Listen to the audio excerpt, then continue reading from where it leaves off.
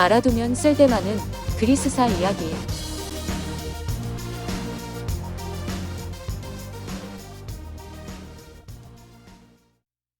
킬로는 귀족 집안에서 태어났고 올림픽에 참가해 승리를 거둔 운동선수였는데 그의 아내는 메가라의 참주 테아게네스의 딸이었습니다.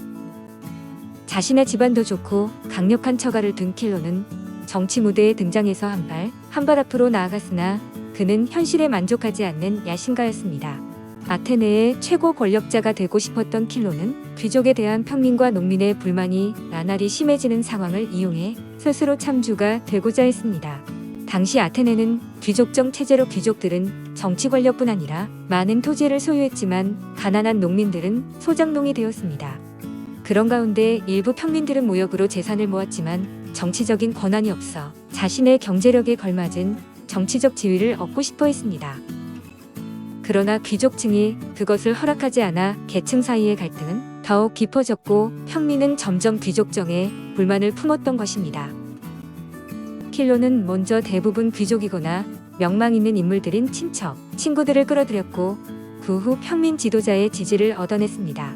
마지막으로 장인인 테아게네스에게 도움을 요청했는데 테아게네스는 자신에게도 도움이 되는 일이라고 판단해 메가라의 군대를 보내 돕겠다고 약속했습니다. 그러나 킬로는 가족과 친구들의 목숨과 재산, 운명이 달린 일이라서 주저하면서 좀처럼 결정을 하지 못했습니다.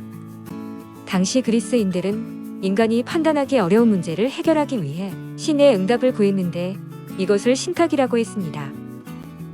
킬론도 신의 뜻을 들어보기로 했는데 델포이에 있는 아폴론 신전의 신탁을 가장 신뢰했기 때문에 델포이로 가서 신에게 물었습니다.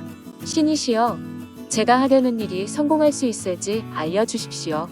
신전의 여사제는 킬론에게 성공한다는 신탁을 내려주었고 킬론이 언제 일을 벌이는 것이 좋냐고 묻자 제우스 신의 축제일에 하라는 답을 듣습니다. 킬론은 제우스 신의 축제일이 언제일지 몰라 고민했는데 어느 날 밖에서 올림픽에 참가하려는 선수들 환송 소리가 들려왔습니다. 혹시 신탁에서 말한 제우스 신의 축제일은 바로 올림픽이 열리는 날이 아닐까? 올림픽은 제우스 신을 위해 거행하는 것이니. 답을 알아낸 킬로는 바로 행동을 결정했는데 아크로폴리스를 공격해서 점거하면 아테네 최고 권력자가 되는 것이었습니다. 기원전 630년에 마침내 쿠데타를 일으켰는데 장인이 보내준 군대를 이끌고 순조롭게 아크로폴리스를 공격해 점거했습니다. 그런데 그때 킬론을 지지하겠다고 약속한 평민 지도자가 갑자기 그에게 등을 돌렸고 오히려 사람들에게 아크로폴리스에서 킬론을 내쫓아야 한다고 호소했습니다. 아테네의 많은 평민이 아크로폴리스로 몰려와 킬론과 그의 군대를 포위했고 킬론에게 아크로폴리스에서 나오라고 요구를 하게 됩니다. 시간이 흐르자 평민들은 인내심을 잃고 모두 흩어졌지만 킬론의 군대 내부에서도 분열이 일어났는데 물과 식량이 부족해 병사들은 굶주림에 시달렸습니다.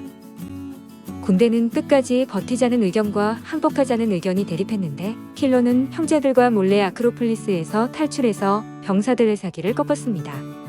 병사들은 항복하면 죄를 묻지 않겠다는 집정관의 말을 믿고 항복을 하지만 아테네인들은 아크로폴리스로 들어가서 그들을 모두 죽여버렸습니다.